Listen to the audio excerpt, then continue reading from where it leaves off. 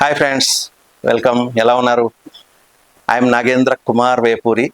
నాగేంద్ర వేపూరి అనేది నా YouTube channel start చేసి స్వల్పకాలమే అయినా మీ అందరి ఆదరణ వల్ల ఇది చాలా మంచి పేరు వస్తుంది. చాలామంది అభిమానులు ఏర్పడ్డారు. చాలామంది నన్ను కాంటాక్ట్ చేస్తూ నా వివరాలు అడుగుతున్నారు. మీరు ఏం చేస్తారు సార్, ఎక్కడుంటారు సార్, ఏంటి, ఏం చదువుకున్నారు, ఈ మీ అనుభవం ఏంటి అని. ఎస్, ఇప్పుడు నేను చెప్పే సబ్జెక్టులు మన సీక్రెట్స్ ఆఫ్ సక్సెస్ మీద, పర్సనాలిటీ డెవలప్మెంట్ మీద అండ్ లీడర్షిప్ క్వాలిటీస్ మీద. ఇవి ఉంటేనే కదా మనకు విజయం లభిస్తుంది, మన జీవితంలో ఒక ఉన్నత స్థాయికి వెళ్ళగలుగుతాం. మరి ఇవన్నీ నేను మీకు చెప్తున్నానంటే నాకున్న అర్హత ఏమిటి? ఫస్ట్ ఆఫ్ ఆల్ నా గురించి చెప్పాలని ఈ వీడియోలో సంకల్పించాను. ఎందుకంటే సబ్జెక్ట్ వీడియోస్లో నా గురించి పదే పదే చెప్పడం భావ్యం కాదు కాబట్టి ఈ వీడియోలో చెప్పేస్తున్నాను. నేను native of east Godavari, Rajahmundry పరిసర ప్రాంతాలు మీకు తెలిసి ఉంటుంది. కడియపులంక, చెముళ్ళంక అని. ఆ చెముళ్ళంక అనే గ్రామానికి చెందిన వ్యక్తిని నేను. చదువు ఇంటర్మీడియట్ రాజమండ్రి గవర్నమెంట్ జూనియర్ కాలేజీలో, అమలాపురం ఎస్కేబిఆర్ కాలేజీలో బీఎస్సీ వరకు చదివాను. బీఎస్సీ చదివేటప్పుడే నేను ఎన్సీసీలో ఉండేవాడిని. నాకు లీడర్షిప్ క్వాలిటీస్ అన్నీ కూడా సుబేదార్ సుర్జిత్ సింగ్ అని నాకు మెంటర్ ఉండేవాడు అక్కడ, పంజాబీ అయినా. ఆయనతో ఫ్రెండ్షిప్ అవడం వల్ల నాకు చాలా లీడర్షిప్ క్వాలిటీస్ ఆయన ద్వారా సంక్రమించాయి, అవి తెలుసుకున్నాను. ఆ క్వాలిటీస్ వల్ల నేను లైఫ్లో చాలా ముందుకెళ్ళగలిగాను. అనేక పోటీ పరీక్షలు సెలెక్ట్ కాగలిగాను. ఎందుకంటే కాలేజీలో ఉన్నప్పుడే నేను ఇంటర్ కాలేజియేట్ కాంపిటీషన్స్లో పార్టిసిపేట్ చేస్తుండేవాడిని. సో అప్పుడున్న నాలెడ్జ్తో, అప్పుడున్న ఇనిషియేటివ్తో, అప్పుడు డెవలప్ చేసుకున్న లీడర్షిప్ క్వాలిటీస్ కారణంగా నేను వెళుతున్న ప్రతి పరీక్షలోనూ, ప్రతి ఇంటర్వ్యూలోనూ సక్సెస్ అవుతూ ఉండేవాడిని. ఆ విధంగా నేను చదువుతున్న కాలంలోనే మొట్టమొదటి టెలికాంలో జాబ్ రావడం జరిగింది. అప్పుడు నేను ఎంఎస్సీ రూర్కీ యూనివర్సిటీకి వెళ్లాల్సిన వాడిని ఆగిపోయి పెద్దల సలహా మీద జాబ్లో చేరాను. రాజమండ్రి సంచార్ భవన్లో ఆ మల్టీ స్టోరీడ్ బిల్డింగ్లో జాబ్ చేయడం అంటే ఒక ప్రతిష్టాత్మకంగా అనిపించి అందులో చేరాను. కానీ అప్పటికి నాకు ఐఏఎస్ అనే దాని పట్ల అవగాహన లేదు. అదే టైంలో గిరిజా వెంకటరమణన్ అని ఒక తమిళనాడుకి చెందిన అమ్మాయి బీఎస్సీ క్వాలిఫికేషన్తో ఐఏఎస్కి సెలెక్ట్ అవడంతో కాంపిటీషన్ సక్సెస్ రివ్యూ మీద ఆవిడ ఫోటో ప్రచురించారు. అది చూసేసరికి నాకు ఇన్స్పిరేషన్ కలిగింది. ఒక బీఎస్సీ అమ్మాయి ఐఏఎస్ అయినప్పుడు నేను ఎందుకు అవ్వకూడదు, నేను కూడా ఐఏఎస్ అవ్వాలి అని ఒక తపనతో ఐఏఎస్కి ప్రిపేర్ అవ్వడం మొదలుపెట్టాను. ఐఏఎస్ స్థాయిలో నేను తీవ్రంగా ప్రిపేర్ అవ్వడం వల్ల ఫలితం ఏమిటంటే అప్పటి నుంచి నేను ఏ రకం పరీక్ష రాస్తున్నా సునాయాసంగా రాస్తూ ఇంటర్వ్యూలు ఛేదిస్తూ వచ్చేయడంతో అనేక జాబ్స్ నాకు వచ్చినాయి. ఇండియన్ టెలికాంలో ఉండగానే ఎల్ఐసిలో జాబ్ వచ్చింది, ఐఎఫ్సిఐలో జాబ్ వచ్చింది, ఇండస్ట్రియల్ ఫైనాన్స్ కార్పొరేషన్, అలాగే సిసిఎంబిలో వచ్చింది, రైల్వేస్లో వచ్చింది, Andhra Pradesh public service commission pass అయ్యాను ఎగ్జామ్స్, బాబా అటామిక్ రీసెర్చ్ సెంటర్ ముంబైలో వచ్చింది. ఇలాగ అనేక చోట్ల అనేక జాబ్స్ రావడంతో ఏ జాబ్ సెలెక్ట్ చేసుకోవాలనేది నా చాయిస్ అయింది. అప్పుడు ఇండియన్ సాల్ట్ సర్వీస్లో నేను జాయిన్ అవ్వాలని డిసైడ్ అయ్యాను. నా చదువుకు సంబంధించిన జాబ్ కాబట్టి. అంటే salt manufacture, salt quality control, salt distribution in the country, ఆ అవన్నమాట అక్కడ వర్క్స్. సో అది నాకు చాలా ఇష్టమై చేరాను. ఈస్ట్ గోదావరి, తాళరేవు, యానం, కాకినాడ, అలాగే శ్రీకాకుళం జిల్లా నౌపడ, అక్కడ నుంచి ఆ కోస్టల్ బెల్ట్లో నేను సాల్ట్ డిపార్ట్మెంట్లో వర్క్ చేయడం జరిగింది. ఆ తర్వాత నేను ఐఏఎస్కి తప్పించిన వాడిని కాబట్టి అదే పరీక్ష రాస్తూ ఉంటే సిఎస్ఆర్ అడ్మినిస్ట్రేటివ్ సర్వీసెస్కి సెలెక్ట్ అయ్యాను నేను, ఆల్ ఇండియా సర్వీస్. అప్పుడు నన్ను బీహార్లో పోస్ట్ చేశారు. బీహార్లో ధన్బాద్కి పోస్ట్ చేస్తే నేను అక్కడికి వెళ్ళాను. సెంట్రల్ ఫ్యూయల్ రీసెర్చ్ ఇన్స్టిట్యూట్లో జాయిన్ అయ్యాను బీహార్ ధన్బాద్లో.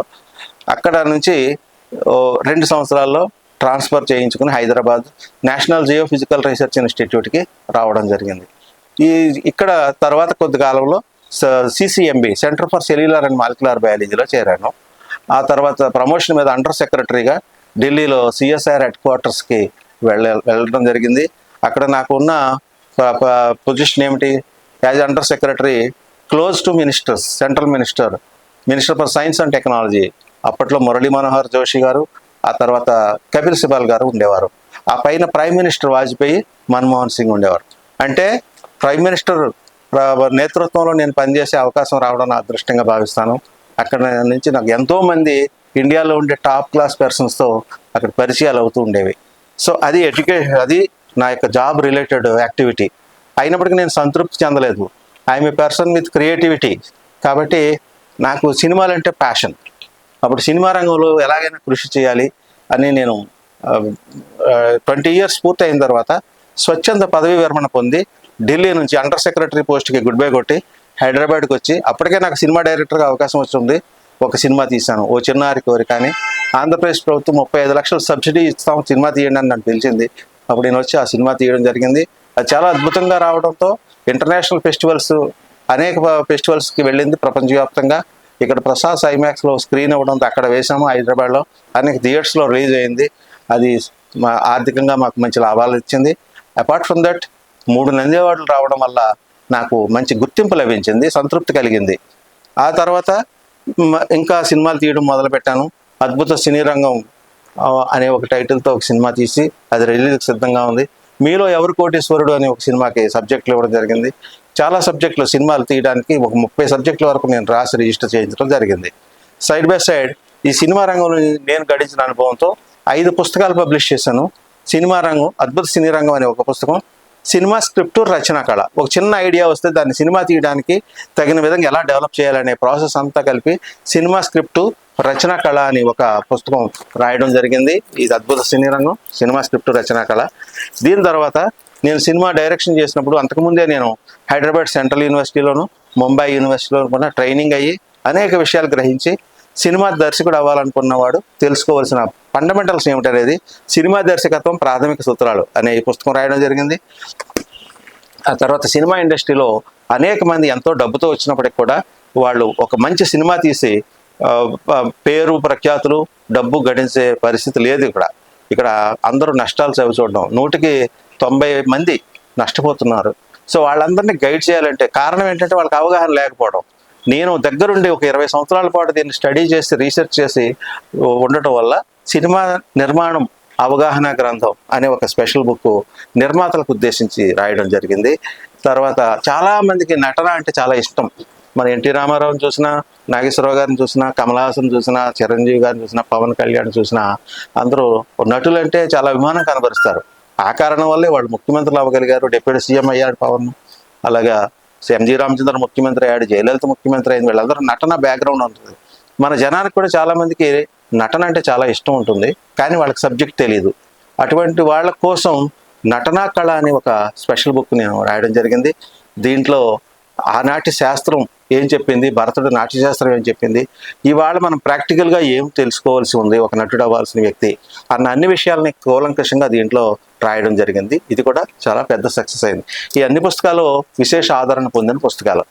వీటితో పాటు మరి నేను 10 రకాల జాబ్స్ సంపాదించి ఉన్న వ్యక్తిని కాబట్టి ఏం చేయాలన్నప్పుడు నాకు గ్యాప్ వచ్చింది. ఢిల్లీ నుంచి హైదరాబాద్ వచ్చిన తర్వాత కొంత గ్యాప్ వచ్చిన టైంలో, అంతకు ముందు కాలంలోనే నా నాలెడ్జ్ని వీళ్ళందరికీ ఉపయోగించాలి, యూత్కి ఉపయోగించాలి అనే ఉద్దేశంతో ఒక కోచింగ్ సంస్థను స్థాపించాను, హైదరాబాద్ స్కూల్ ఆఫ్ బ్యాంకింగ్ అనే పేరుతో. బ్యాంక్ ఎగ్జామినేషన్స్, బ్యాంకులో ప్రొబేషనరీ ఆఫీసర్స్ అవ్వాలన్నా, ఇతర జాబ్స్ కోసం పోటీ పడాలన్నా వాళ్ళకి శిక్షణ అవసరం కాబట్టి హైదరాబాద్ స్కూల్ ఆఫ్ బ్యాంకింగ్ అనే శిక్షణ సంస్థను నెలకొల్పి ఎంతోమంది గ్రామీణ విద్యార్థులు హైదరాబాద్ దాకా రాలేకపోతున్నారు కాబట్టి వాళ్ళ సౌకర్యార్థం బ్రాంచ్ వైజ్గా ఎక్స్పాన్షన్ చేసి విజయనగరం, విశాఖపట్నం, రాజమండ్రి, కాకినాడ, అమలాపురం, ఏలూరు, విజయవాడ, అలాగే అనంతపురం, కర్నూలు, ఇటు కరీంనగర్, నిజామాబాద్, మహబూబ్ నగర్, బళ్ళారి, రాయచూరు, ఇలాగ ఎన్నో చోట్ల, అంతేకాకుండా ఛత్తీస్గఢ్లో, ఉత్తరప్రదేశ్లో, కేరళలో బ్రాంచెస్ ఎక్స్పాండ్ చేసి మొత్తం 27 బ్రాంచీల ద్వారా 30,000 మందికి నేను యూత్కి బీటెక్, ఎంటెక్, ఎంబీఏ, ఎంసీఏ చదివిన వారికి గైడెన్స్ ఇవ్వడం, వాళ్ళందరూ చాలామంది సక్సెస్ అయ్యి జాబులు పొందడం నేను చాలా ఆనందించే విషయం. నేను యూత్ని ఆ విధంగా గైడ్ చేసినందుకు గాను 2000 సంవత్సరంలో ఢిల్లీలో జరిగిన ఆల్ ఇండియా అచీవర్స్ కాన్ఫరెన్స్కి నన్ను పిలిచి కేంద్ర మంత్రి వర్యులు చేతుల మీదుగా జెమ్ ఆఫ్ ఇండియా అనే పురస్కారం నాకు ఇవ్వడం జరిగింది. ఇది యూత్కి నేను చేసిన దానికి ప్రతిఫలం. నెక్స్ట్, ఇప్పుడు నేను తెలుసుకున్న అన్ని విషయాలతో ప్రజెంట్ ఏ విధంగా నేను ఉపయోగపడగలనని ఆలోచించినప్పుడు, ప్రస్తుతం డెవలప్ అయిపోయిన టెక్నాలజీ వల్ల, సోషల్ మీడియా వల్ల, యూట్యూబ్ అనేది మనకు అందుబాటులోకి రావడం వల్ల నేను ఈ యూట్యూబ్ ఛానల్ ఒకటి పెట్టాలని మిత్రులు అనేక మంది నాకు సలహా ఇవ్వడంతో నాగేంద్ర వేపూరి అనే నా పేరుతోటి ఒక చిన్న ఛానల్ లాగా ప్రారంభించాను. కానీ అది మీలాంటి వాళ్ళందరి ఆదరణతో చాలా వృద్ధి చెందుతూ ముందుకు వెళ్తూ ఉంది. దీంట్లో నేను ప్రస్తుతం ఈ secrets of success and leadership qualities and personality development, ఈ మ్యాటర్స్ మీద మిమ్మల్ని అందరినీ మోటివేట్ చేసేందుకు ఒక 100 లెక్చర్స్ వరకు నేను ప్రిపేర్ అయ్యి రెడీ చేసుకుని ఉంచాను. ఈ లెక్చర్స్ అన్నింటినీ కూడా నేను 1 by 1 అప్లోడ్ చేసుకుంటూ వెళ్తాను. నేను మీతో ఈ విధంగా మాట్లాడుతూ మిమ్మల్ని ఎడ్యుకేట్ చేయడం అనేది నా లక్ష్యం. మీకు ఏదైనా డౌట్స్ ఉంటే కామెంట్స్లో పెడుతూ ఉండండి. ఈలోగా మీకు ఆసక్తి కలిగితే నా ఛానల్కి సబ్స్క్రైబ్ చేసుకోండి, లైక్ చేయండి. మీరు లైక్ చేయడం అనేది చాలా ఇంపార్టెంట్. మీరు లైక్ చేయడం వల్ల ఈ ఛానల్ లో ఉన్న కంటెంట్ ఇంకా అనేక మందికి డిస్ట్రిబ్యూట్ అవుతూ ఉంటుంది యూట్యూబ్ ద్వారా. ఆ తర్వాత మీరు షేర్ చేయండి మీ ఫ్రెండ్స్కి కూడా. వీలైనంత మందికి మనం చేద్దాం. ఇది మీ యొక్క కోఆపరేషన్ కోరుకుంటూ మీ నాగేంద్ర కుమార్ వేపూరి. ధన్యవాదాలు.